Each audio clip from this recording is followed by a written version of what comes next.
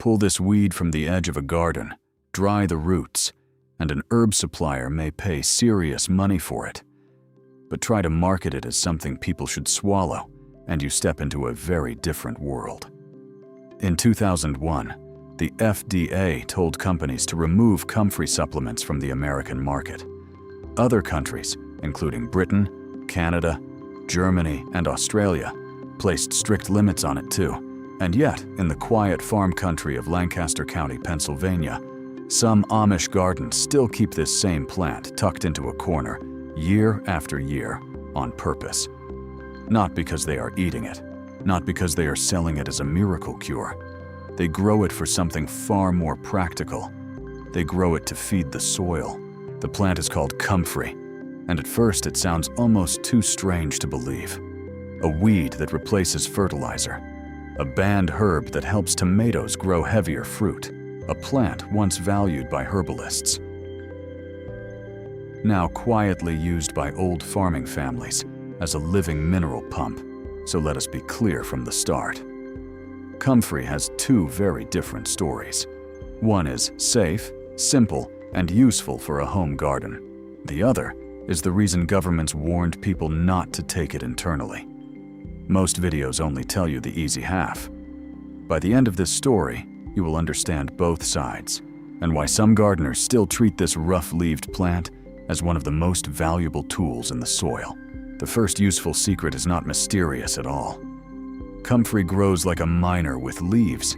Its thick taproot pushes deep into the ground, far below the shallow layer where most garden vegetables search for food.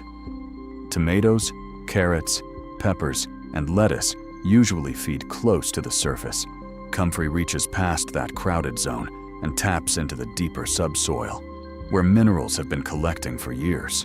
Down there, it draws up potassium, calcium, magnesium, and other nutrients, then stores much of that value in its large, fast-growing leaves. When an Amish gardener cuts those leaves and lays them around a tomato plant, the plant has already done the hard work. The root dug deep. The leaves carried the minerals back up. Now those leaves break down on the surface and feed the crops that could never reach that depth on their own. That is not magic. It is just patient soil work. The strange part is that Comfrey did not become famous because someone was trying to grow fertilizer. It began with a man chasing glue. In the 1870s, in the English county of Essex, there was a Quaker smallholder named Henry Doubleday. His business depended on gum arabic, a sticky resin taken from acacia trees and used in things like postage stamps and labels. But the supply was unreliable, and Doubleday wanted a plant he could grow at home that might produce a similar sticky substance. In an old farming journal, he read about a Russian plant with thick, slippery roots. It sounded promising enough that he wrote to the head gardener at the Royal Palace in St. Petersburg and asked for seedlings. By a strange twist of history, the palace gardeners could read his letter because Catherine the Great had once insisted that the palace staff include English or Scottish gardeners. The seedlings arrived, but they were not exactly what Doubleday thought he had requested. In the palace garden, a blue-flowered comfrey from the Caucasus had been planted near a common cream-colored comfrey. The two had crossed naturally, creating hybrid plants with a vigor neither parent had on its own. The glue experiment failed. The roots did not become the perfect stamp adhesive he had imagined. But the failure revealed something more valuable. These hybrid comfrey plants grew with astonishing force. They produced heavy leaves again and again, even after being cut back, and they seemed almost designed for small farms, where every scrap of fertility mattered. Doubleday could have treated the discovery like a private business opportunity. Instead, he spent decades giving the plant away. He had seen hunger and poverty, and he believed this rough, deep-rooted plant could help ordinary families grow more food from tired soil.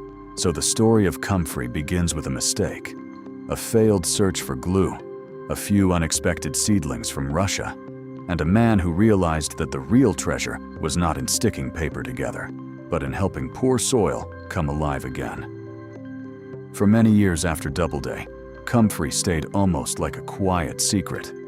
It was known by gardeners and herbalists, but it had not yet been tested with the kind of patience that could separate rumor from real value. That changed in the 1950s, when a horticulturist named Lawrence Hills took up the plant and began studying it seriously.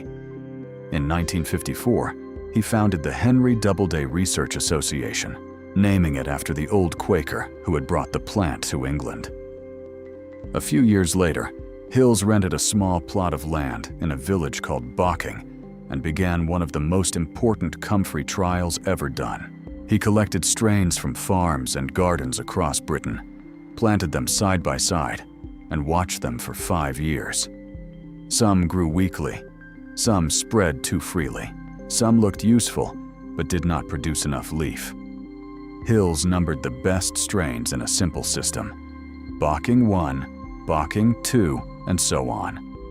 Out of roughly 30 varieties, one stood above the others, Bocking 14. That number matters. If you remember only one practical detail from this story, remember this one. Common Comfrey can set seed and spread aggressively, turning from helper into headache.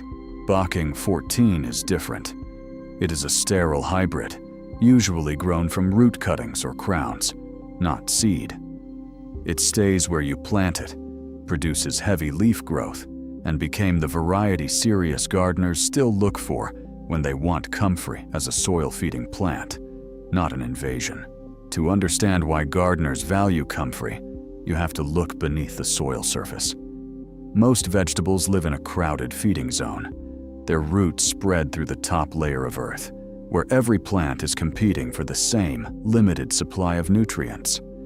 Add too much nitrogen there, and you may get a tall, lush tomato plant that looks impressive in June, but gives you disappointing fruit in August. Comfrey works differently. Its taproot drives far deeper, reaching into subsoil that ordinary garden crops barely touch. Over time, rain carries minerals downward, and those minerals can sit out of reach.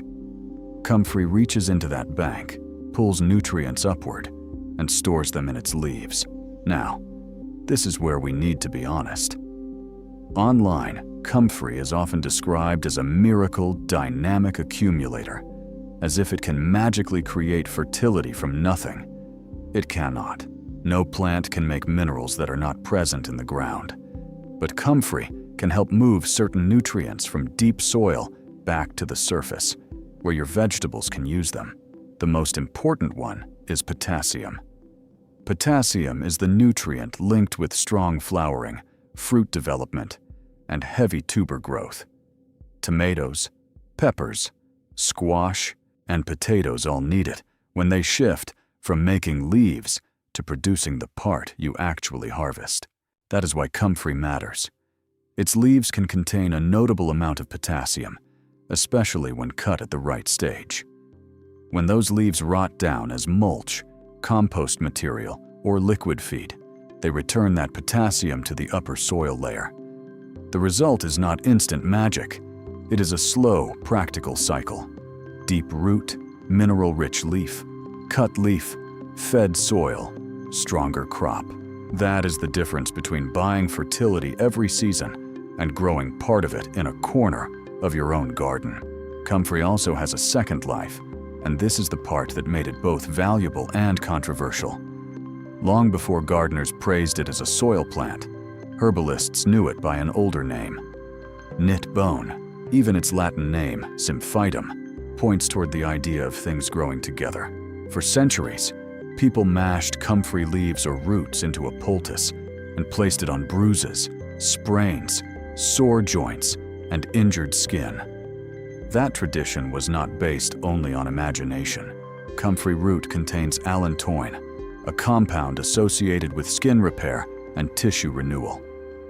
This is why Comfrey creams and salves have remained popular in some herbal traditions, especially for external use.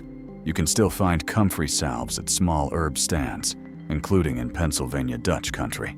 Dried Comfrey root may also sell for a surprisingly high price because herbal suppliers still value it as a raw material. But the old farming families understood something important. The safest and most dependable value of this plant was not in swallowing it. It was in sending it back to the soil. That is where the warning begins. The danger is not that you pull comfrey from your own garden or cut the leaves for mulch. The danger is using it internally, especially as tea, capsules, or long-term herbal medicine. Comfrey contains pyrrolizidine alkaloids, compounds that can damage the liver over time. The harm may build slowly, quietly, and seriously. That is why, in 2001, the FDA moved against comfrey dietary supplements in the United States. The issue was not gardening. It was selling comfrey as something people should take into the body. So comfrey has to be treated with respect. Outside the body, it has a long herbal history. In the garden, it can be extremely useful. But as food, tea, or medicine to swallow, it belongs on the warning list, not on the kitchen shelf. That is why the old Amish approach is so practical. They do not treat comfrey as food, and they do not need to turn it into a risky household medicine. They send its strength back where it belongs, into the ground. From here, the whole system becomes simple. Grow the right kind, cut the leaves at the right time, and use that green mass to feed the crops that need it most. One corner of comfrey can support tomatoes, peppers, squash, fruit trees, compost piles, and even potato beds. There are 5 main ways to use it in the garden. Get these right, and comfrey stops being a suspicious weed and becomes a quiet fertilizer factory. The first rule is choosing the right comfrey. This is where many gardeners make their biggest mistake. Common comfrey can produce seed, and once those seeds spread, the plant may begin appearing where you never wanted it. In a small garden, that can turn a useful plant into a long-term problem. That is why experienced growers look for Bocking 14. This variety is usually sold as root cuttings or crowns, not as seed. Because it is a sterile hybrid, it does not spread across the yard by dropping seed everywhere. It stays in the place you choose, and that makes it far easier to manage. For most home gardens, you do not need a whole row. 2 or 3 crowns are often enough. Plant them in an out-of-the-way corner, along a fence, near a compost area, or beside a fruit tree, where you will not be digging every season. Give the plants their first year to settle in. During that first season, let the roots go deep and the crowns grow strong before you start harvesting heavily. And keep one warning clear. Do not eat it. Do not make tea from it. Do not confuse young leaves with foxglove, which is poisonous. Comfrey earns its place in the garden by feeding the soil, not by going into the kitchen. The second use is comfrey liquid feed. This is the garden version of tea, but it is not something anyone should drink. It is a strong, smelly fertilizer for plants. Cut a generous armful of leaves and wear gloves if your skin is sensitive, because comfrey leaves are rough and bristly. Pack the leaves into a bucket with a lid. Press them down with a brick or stone and add a little water. Some gardeners use almost no water at first and let the leaves collapse into their own dark liquid. Either way, after 3 or 4 weeks, the bucket will contain a thick, black feed. The smell is the part nobody forgets.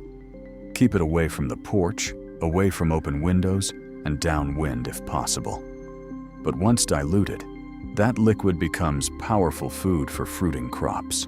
A safe working mix is about 1 part comfrey liquid to 10 parts water, until it looks like weak tea.